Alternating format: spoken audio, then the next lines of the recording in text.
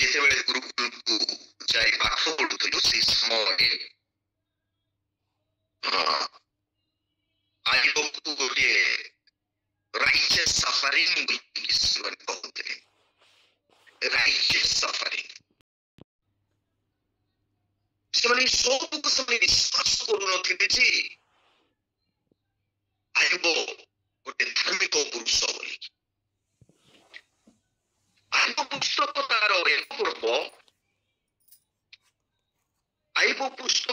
ଏକ ପର୍ବ ଏକ ପଦ ମଧ୍ୟରେ ଲେଖାଯାଏ, ଉସ୍ ଦେଶରେ ଆୟୁବ ନାମକ ଏକ ବ୍ୟକ୍ତି ଥିଲା, ଆଉ ସେହି ମନୁଷ୍ୟ ସିଦ୍ଧ ଓ ସରଳ ଓ ଈଶ୍ୱର ଭୟକାରୀ ଓ କୁକ୍ରିୟା ତ୍ୟାଗୀ ଥିଲେ। ଅତି ସୁନ୍ଦର ତାଙ୍କର କ୍ୟାରେକ୍ଟରକୁ ସେ ପ୍ରକାଶ କରନ୍ତି। ଲେଖକ ବହୁତ ସୁନ୍ଦର ଭାବରେ ଆୟୁବଙ୍କର କ୍ୟାରେକ୍ଟରକୁ ସେ ପ୍ରକାଶ କରନ୍ତି। ସେ କରନ୍ତି ସେ ସିଦ୍ଧ ମନୁଷ୍ୟ, ସେ ସରଳ ମନୁଷ୍ୟ, ସେ ପରମେଶ୍ୱରଙ୍କର ଭୟକାରୀ ଓ କୁକ୍ରିୟା ତ୍ୟାଗୀ ଥିଲେ। ପ୍ରିୟ ମଣ୍ଡଳୀ, ଆୟୁବ ଏତେ ଧନୀଶାଳୀ ଥିଲେ ଯେ ତାଙ୍କର ଅନେକ ମେଷ, 7,000 ମେଷ, 3,000 ଉଷ୍ଟ୍ର, 500 ବଳଦ, 500 ଗର୍ଦ୍ଧବୀ ଏବଂ ଏକ ବଡ଼ ପରିବାର ଥିଲେ। 7 ପୁତ୍ର 3 କନ୍ୟା ତାଙ୍କର ଥିଲା।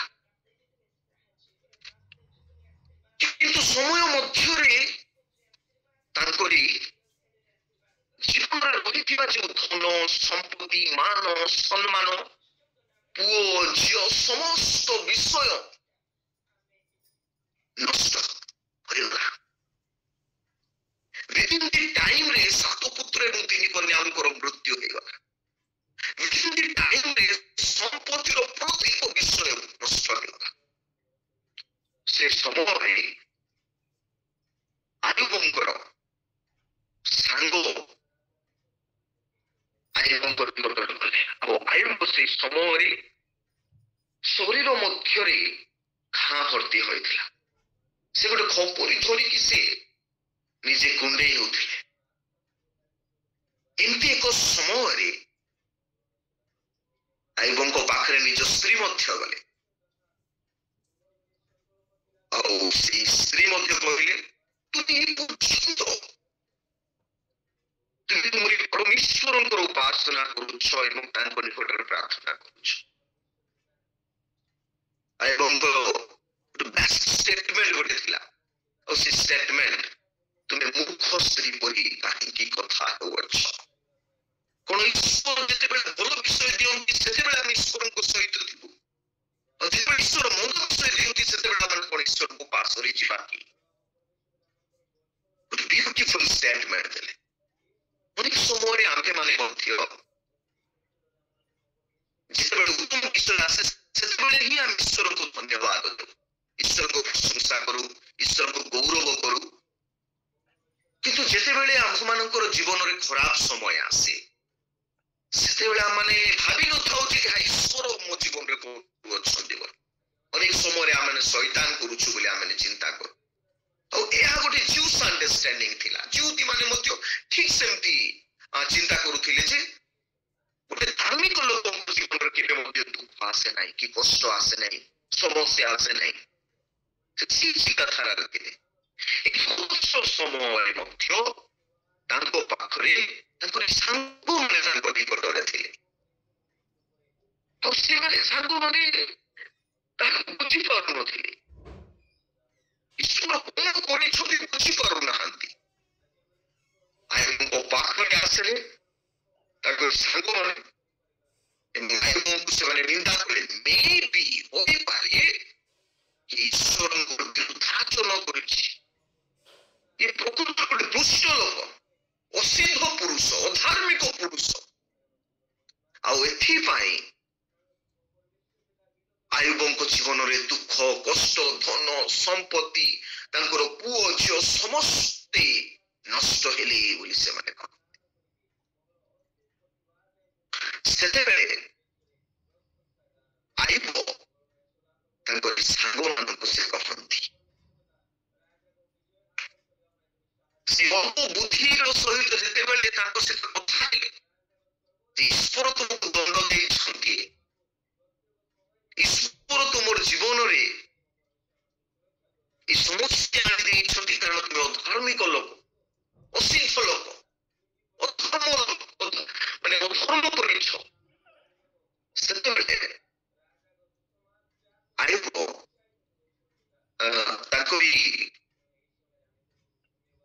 ତାଙ୍କରି ସାଙ୍ଗମାନଙ୍କୁ ସେ କହନ୍ତି କଣ, ମାତ୍ର ଏବେ ପଶୁମାନଙ୍କୁ ପଚାର,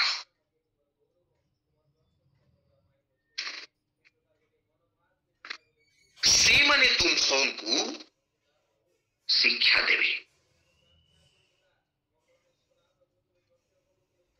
ମାତ୍ର ଏବେ ପଶୁମାନଙ୍କୁ ପଚାର, ସେମାନେ ତୁମକୁ ଶିକ୍ଷା ଦେବେ। ଆଶ୍ଚର୍ଯ୍ୟ, ମତେ ଆଶ୍ଚର୍ଯ୍ୟ ଲାଗେ। ବାପରେ, ଆଇବ ଗୋଟେ ଭୟଙ୍କର ବିଷୟ କହନ୍ତି, ମାତ୍ର ଏବେ ପଶୁମାନଙ୍କୁ ପଚାର, ସେମାନେ ତୁମକୁ ଶିକ୍ଷା ଦେବେ। କି କଥା ଏଇଟା? ପଶୁମାନଙ୍କୁ କେବେ ଶିକ୍ଷା ଦେବ କି? ଆମେ ପଶୁକୁ ସବୁବେଳେ ଶିକ୍ଷା ଦେଉଛୁ। ଆମେ ଯେତେବେଳେ ଆମ ପାଖରେ କୁକୁର ହେଉ କି ବିଭିନ୍ନ ପଶୁ ଯାକ ଆମେ ମାନେ ପୋଷିଥାଉ, ସେ ସମୟରେ ତାକୁ ଆମେ ଶିକ୍ଷା ଦେଉ। କୁକୁର ଆମେ ଯାହା କହିଲେ ଯିବି, ଆସ କହିଲେ ଆସିବି, ତାକୁ ମାନେ ଜମ୍ପ করে বলে ସେ ଜମ୍ପ କରିବେ। କୁକୁର ମାନେ ମନୁଷ୍ୟର କଥା ମାନିବେ, ମନୁଷ୍ୟ ଯାହା ଶିକ୍ଷା ଦେବେ ତାହା ସେମାନେ ଆଜ୍ଞା ବହ ହେବେ। ତେବେ ଭୟଙ୍କର କଥା ଗୋଟେ ଏଠି କୁହାଯାଉଛି, ମାତ୍ର ଏବେ ପଶୁମାନଙ୍କୁ ପଚାର, ସେମାନେ ତୁମକୁ ଶିକ୍ଷା ଦେବେ।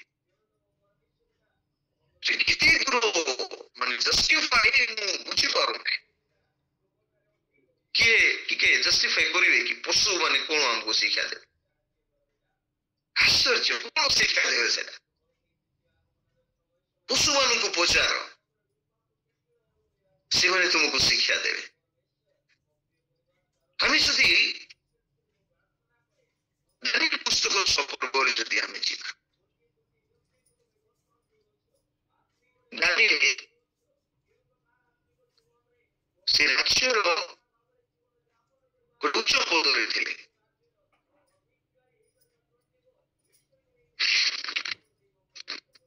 ସେ ଦିନକୁ 3 ଥର ପ୍ରାର୍ଥନା କରୁଥିଲେ।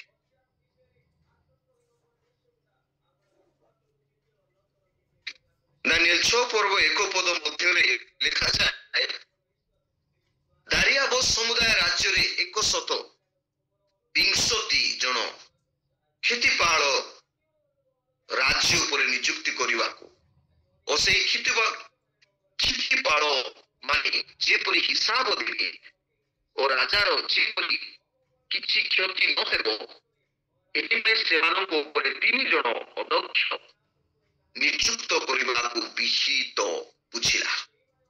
ଏ 3 ଜଣ ମଧ୍ୟରେ ଦାନିଏଲ 1 ଜଣ ଥିଲେ। ଅଧ୍ୟକ୍ଷ ଗଣ ଏବଂ କ୍ଷିତିପାଳକ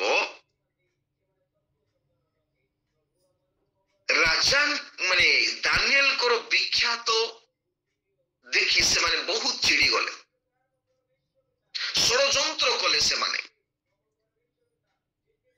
ଷଡ଼ଯନ୍ତ୍ର କଣ କଲେ? ଯେ ରାଜାଙ୍କର ଦୃଷ୍ଟିରେ ଦାନିଏଲକୁ ଆମେ କେମିତି ଦୋଷାରୋପ କରିବା। ଦାନିଏଲ ସେ ସବୁବେଳେ ତାଙ୍କର ଏଇ ଝରକା ମେଲା କରନ୍ତି ଏବଂ ଜିରୁସାଲମ ଆଡ଼େ ଉର୍ଦ୍ଧ୍ୱ ଦୃଷ୍ଟି କରି ସେ ପ୍ରାର୍ଥନା କରନ୍ତି, ଆଣ୍ଠୁ ଭାଙ୍ଗନ୍ତି ଏବଂ ପ୍ରାର୍ଥନା କରନ୍ତି। ଏ ସମୟରେ ସେ କ୍ଷିତିପାଳରେ ଅଧ୍ୟକ୍ଷ ମାନେ ସେମାନେ ଦେଖିଲେ ଦାନିଏଲ କାହିଁକି ପ୍ରାର୍ଥନା କରୁଛନ୍ତି, କାହା ନିକଟରେ ପ୍ରାର୍ଥନା କରୁଛନ୍ତି। ବହୁ ସୁନ୍ଦର ଷଡ଼ଯନ୍ତ୍ର କଲେ ଏବଂ ରାଜାଙ୍କ ନିକଟକୁ ଗଲେ। ରାଜା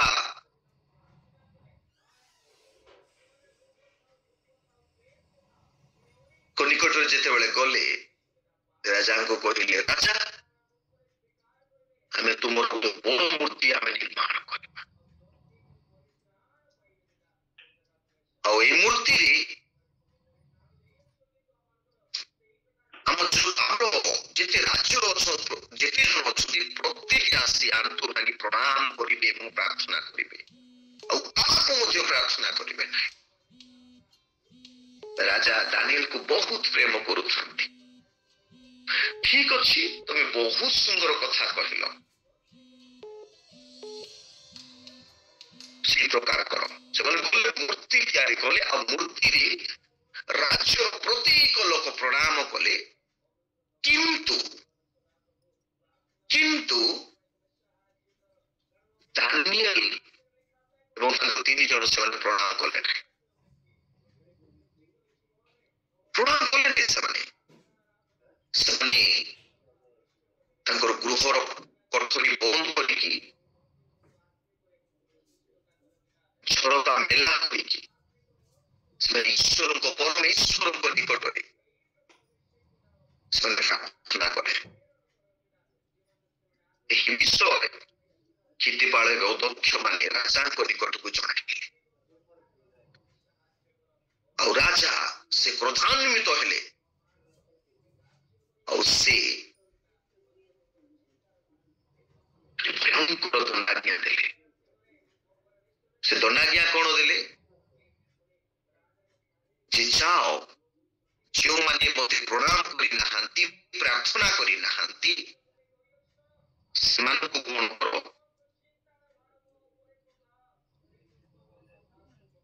ସିଂହମାନଙ୍କର ଗର୍ତ୍ତରେ ପକାଅ। ସେ ସିଂହମାନେ ଭୋକିଲା ଥିଲେ, ତାଙ୍କର ଯୋଉ କେବ୍ ଅଛି, ସିଂହମାନଙ୍କର ଗର୍ତ୍ତ ଅଛି, ସେ ଗର୍ତ୍ତରେ ଏତେ ଭୋକିଲା ଥିଲେ ଯେ ଜଣ ଲୋକଙ୍କୁ ଯେତେବେଳେ ସେମାନେ ଫିଙ୍ଗି ଦେଉଥିଲେ, ସେ ଉପରରୁ ହିଁ ସେମାନେ ଗିଳି ଦେଉଥିଲେ, ଖାଇ ଦେଉଥିଲେ, ଏତେ ଭୋକିଲା। ଆଉ ସେମାନେ ମାନେ ଧରିଲେ ଦାନିଏଲକୁ 3 ଜଣଙ୍କୁ, ଆଉ ସିଂହମାନଙ୍କର ଗର୍ତ୍ତରେ ପକାଇଲେ। ରାଜା ସେ ଶୋଇଥିଲେ କିନ୍ତୁ ଶୋଇପାରିଲେ ନାହିଁ। କଷ୍ଟ ହେଲା, ବହୁତ କଷ୍ଟ ହେଲା। ପରେ ସେ ଜାଣିପାରିଲେ ଯେ ପ୍ରକୃତରେ ଏ କ୍ଷିତିପାଳ ଏବଂ ଅଧ୍ୟକ୍ଷ ମାନେ ମୋହର ମାନେ ଷଡ଼ଯନ୍ତ୍ର କରୁଛନ୍ତି ଦାନିଏଲ। ସେ ପ୍ରତ୍ୟୁଷରେ ଉଠିଲେ ଏବଂ ସେହି ସିଂହମାନଙ୍କର ଗର୍ତ୍ତ ନିକଟକୁ ଗଲେ ଏବଂ କହିଲେ, ଦାନିଏଲ 6 ପର୍ବ ତାର 20 ଏବଂ 21 ପଦ ଜଣେ ଶାସ୍ତ୍ରାଂଶଟିକୁ ପାଠ କରିବେ।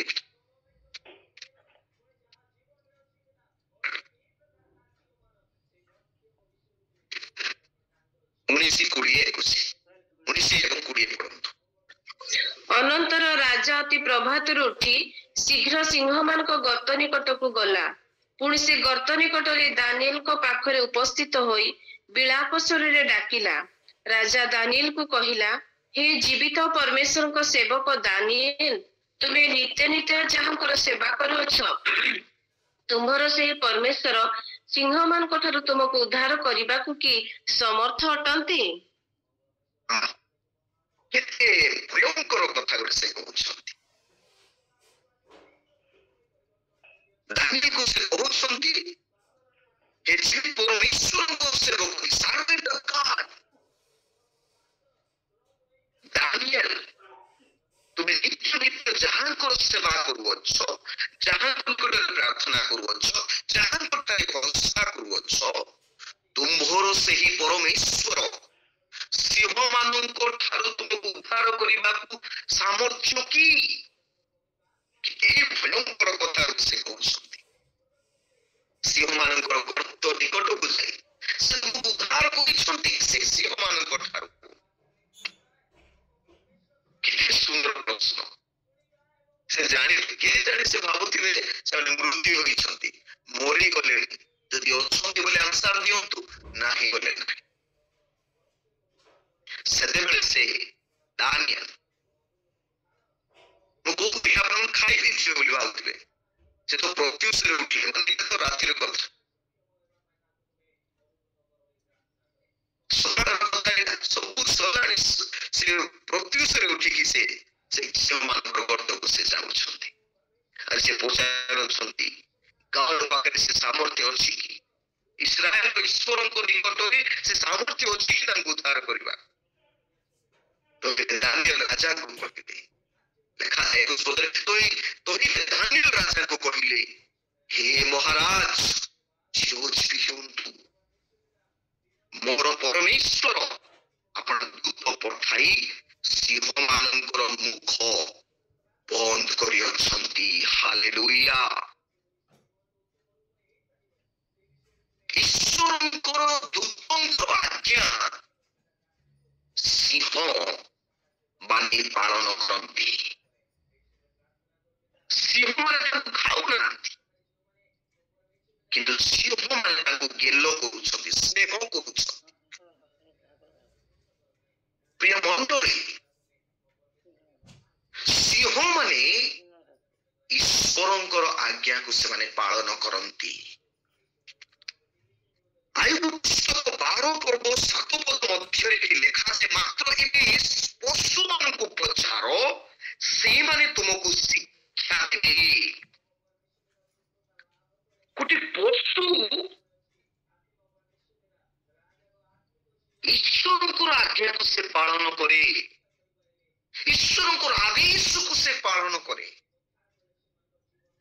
से भोकिला अच्छी ईश्वर जेते बेले कहउछंती ताकू खाइबू नाही तार मुख तुनी हे कि ताकर पाखरे से बसिछंती किंतु आमे केमिति मनुष्य ईश्वरंकर प्रतिमूर्ति और सादृश्य निर्मित होई अछि हमने इ पृथ्वी से सृष्टि बोली आमे माने ईश्वर परिप्रकाश करंती किंतु ईश्वर को आज्ञा अवमानना करिया मान कर जीवन अतिबाहित करू आयु पॉजिटिव संग से कहंती मते कहंती जे हे मनुष्य पशु मान को पचार एवं तांको ठारू शिक्षा ग्रहण कर पशु तांकर सर्वस्व सबको से सैक्रिफाइस करती और ईश्वर वाक्य को से पालन करती हमें केमती मनुष्य हेचु हमें केमती बुझियो हमर जीवन को ईश्वर वाक्य पालन करबा सैक्रिफाइस ना उसकी कुछ नहीं न खाई प्रभु को तू खाइबू नहीं से खाओ प्रभु दूतों आज्ञा को से पालन करुछि प्रभु आज्ञा को पालन करुछि केते सुंदर कथा पशु को पचारे सीने हमको शिक्षा देउछंती जे ईश्वरंकर वाक्य बहुत ईश्वरंकर वाक्य कार्य साधक ईश्वरंकर वाक्य रे जीवन अछि एवं ईश्वरंकर वाक्य हमर अनंत जीवन आनिदा सब पावे माने भूली जाउछु दिन को दिन दानियल से दिन कहले मोहर परमेश्वर अपना दूत पठाई सिंह मानकर मुख बंद करछंती सिंह सिंह उपास रही थाए सेमती रखा जाउथिला सेही सिंह ईश्वरंकर आज्ञा को से पालन करंती आज आमे सेही पशु मानक ठारू हमने शिक्षा ଗ୍ରହଣ କରିବା ଦରକାର ଯେ ପଶୁମାନେ କିପରି ଈଶ୍ୱରଙ୍କର ଆଜ୍ଞାକୁ ସେମାନେ ପାଳନ କରନ୍ତି। ପ୍ରିୟ ମଣ୍ଡଳୀ, ଦ୍ୱିତୀୟ ବିଷୟ ସେ କହନ୍ତି ଆକାଶର ପକ୍ଷୀମାନଙ୍କୁ ପଚାର, ସେମାନେ ତୁମକୁ ଜଣାଇବେ। ପୃଥିବୀ କେବଳ ସେ ତୁମକୁ ଶିକ୍ଷା ଦେବ ଓ ସମୁଦ୍ରରେ ମତ୍ସ୍ୟମାନେ ତୁମ ପ୍ରତି ପ୍ରକାଶ କରିବେ। ଦ୍ୱିତୀୟ ବିଷୟ କହିବାକୁ ଚାହେଁ, ସମୁଦ୍ରର ମତ୍ସ୍ୟମାନେ ତୁମ ପ୍ରତି ପ୍ରକାଶ କରିବେ। ସମୁଦ୍ରର ମତ୍ସ୍ୟ କଣ ଆମକୁ ଶିକ୍ଷା ଦେବ? ଇମ୍ପସିବଲ ନାଇଁ କି? ଆମେ ଇମ୍ପସିବଲ ଭାବୁଛୁ, ସମ୍ଭବ ନାହିଁ, କେବେ କେମିତି ସେ ଶିକ୍ଷା ଦେବ? କିନ୍ତୁ ଆମେ ସମସ୍ତେ ଜାଣୁ ଯେ କେମିତି ସେ ଶିକ୍ଷା ଦେଇପାରେ। ଜୁନୋସ ଭବିଷ୍ୟତ ବକ୍ତାଙ୍କ ବିଷୟରେ ଯଦି ଆମେ ଦେଖୁ, ପ୍ରଭୁ ଜୁନୋସ ନିନିବେ ଆଡ଼େ ଯାଉ ବୋଲି ଯେତେବେଳେ ତାଙ୍କୁ ଆଦେଶ ଦେଲେ, ମନୁଷ୍ୟ ଈଶ୍ୱରଙ୍କର ଆଜ୍ଞା ଅବମାନନା କରି ସେ ତର୍ଷିଶ ଆଡ଼କୁ ଯାଉଥାଏ। ତର୍ଷିଶ ଆଡ଼କୁ ଯାଉଥାଏ। ଆଉ ତର୍ଷିଶକୁ ଯିବା ପାଇଁ ଜାହାଜ ପଡୁଥିଲା। ଟିକଟ କାଟିଲେ, ଟିକଟ ଭିତରେ ସେ ଟିକଟ କାଟିକି ଜାହାଜ ଭିତରକୁ ଗଲେ। ଜାହାଜ ପୁରା ଶେଷରେ ସେ ବସିଛନ୍ତି। ସମୟ ଆସିଲା ଯେତେବେଳେ ଜାହାଜ ତରଙ୍ଗ, ପ୍ରବଳ ତରଙ୍ଗ ଦ୍ୱାରା ଟଳମଳ ହେବାକୁ ଲାଗିଲା। ସେ ସେଇଠି ବାବୁ ବହୁତ ଶାନ୍ତିରେ ଶୋଇଛନ୍ତି। ସେତେବେଳେ ସେମାନଙ୍କ ମଧ୍ୟରୁ ଯାହା ଟିକଟ ଥିଲା, ସେ ଟିକଟ ସବୁ ରଖିଲେ ଏବଂ କଣ କଲେ, ଗୋଟେ ଭାଣ୍ଡ କଲେ। ଗୋଟେ ଭାଣ୍ଡ ଯେତେବେଳେ କଲେ, ଜୁନୋସଙ୍କର ନାମ ପଡିଲା। ଜୁନୋସର ସେ ନମ୍ବରକୁ ଦେଖୁଛନ୍ତି, କିଏ ହେଲେ ପଶ୍ଚିମବଙ୍ଗରେ ସେ ବସିଛି। ଜୁନୋସ ପାଖରେ ଯାଇକି କହିଲେ, ତମ ନାଁରେ ଲାଟୁରୀ ହେଇଛି, ତୁମେ କଣ ଭୁଲ କରିଛ କି? ତମ ଦ୍ୱାରା କଣ ଏହା ହେଉଛି କି? ସେ ସ୍ୱୀକାର କଲେ, ହଁ ମୋ ଦ୍ୱାରା ହିଁ ହେଉଛି। ମତେ କଣ କର, ସମୁଦ୍ର ଉପରେ ନିକ୍ଷେପ କର। ସେମାନେ କାଢିଲେ, ସମୁଦ୍ରରେ ପକେଇଦେଲେ। ସମୁଦ୍ରରେ ଯେତେବେଳେ ପକେଇଲେ, ସେତେବେଳେ ବହୁତ ସୁନ୍ଦର ଲେଖା ଅଛି, ଜୁନୋସ ତାହାର ଏକ ପର୍ବ, ଜୁନୋସ ତାହାର ଏକ ପର୍ବ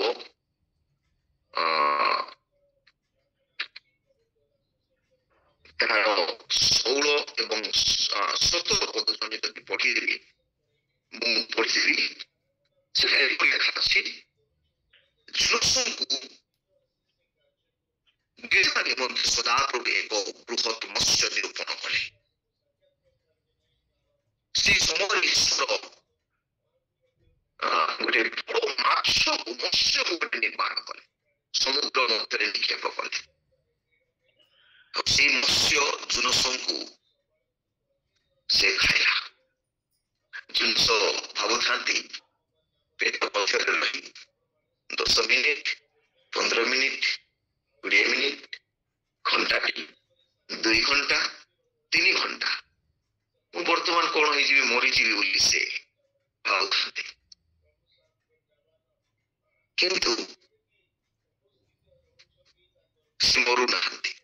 3 ଦିନ 3 ରାତ୍ରି ସେ ମତ୍ସ୍ୟ ଉଦରରେ ଅଛନ୍ତି।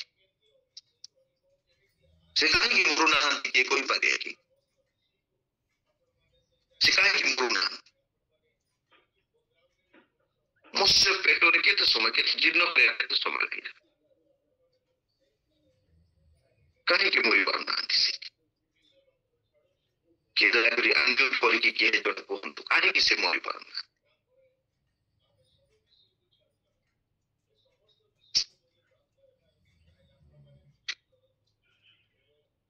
ପ୍ରିୟ ମଣ୍ଡଳୀ, ଜୁନୋସ ଏକ ପର୍ବ 17 ପଦରେ ଲେଖାଯାଏ, ପୁଣି ଜୁନୋସଙ୍କୁ ଗିଳିବା ନିମନ୍ତେ ସଦାପ୍ରଭୁ ଏକ ବୃହତ୍ ମତ୍ସ୍ୟ ନିରୂପଣ କଲେ। ମାରିବାକୁ ନୁହେଁ, କିନ୍ତୁ ସେ ମତ୍ସ୍ୟ ଈଶ୍ୱର ନିର୍ମାଣ କରିଛନ୍ତି କେବଳ ଗିଳିବାକୁ, ଜୀର୍ଣ୍ଣ କରିବାକୁ ନୁହେଁ। ପ୍ରିୟ ମଣ୍ଡଳୀ, ଜଣେ ମତ୍ସ୍ୟ ମଧ୍ୟ ଈଶ୍ୱରଙ୍କର ଆଜ୍ଞା ସେ ପାଳନ କରେ। ଜଣେ ମତ୍ସ୍ୟ ମଧ୍ୟ ଈଶ୍ୱରଙ୍କର ଆଜ୍ଞା ପାଳନ କରେ। ଆଶ୍ଚର୍ଯ୍ୟ।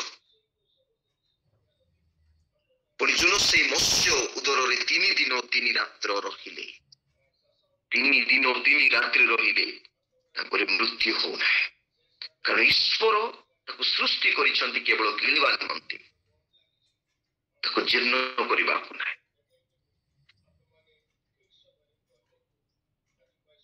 ଆମର ଭାଷାରେ କୁହାଯାଏ ଦେଖିଆ ବୋଲେ ମାରି ଆସିବ ଲୋକମାନଙ୍କୁ। ଆମର ମନୁଷ୍ୟ ମାନେ ସେମିତି, ତୁ ଟିକେ ଦେଖି ଆସେ ଯା ବୋଲି କହିଲେ ସେ ମାରା ପିଟା କରି ପଳେଇ ଯାଇଥିବେ ଲୋକମାନେ। ତାକୁ ଧରାଇଥିଲି ଏ ଖାଇଦେଲା ବୋଲି କହୁଥିବେ କଥାରେ, ଲୋକ କଥା। ତାକୁ ଧରବାକୁ ଦେଇଥିଲି ମାତ୍ର ଖାଇ ଦେଇଛି। ମନୁଷ୍ୟ ମାନେ କେମିତି ସବୁବେଳେ ଅପୋଜିଟ୍।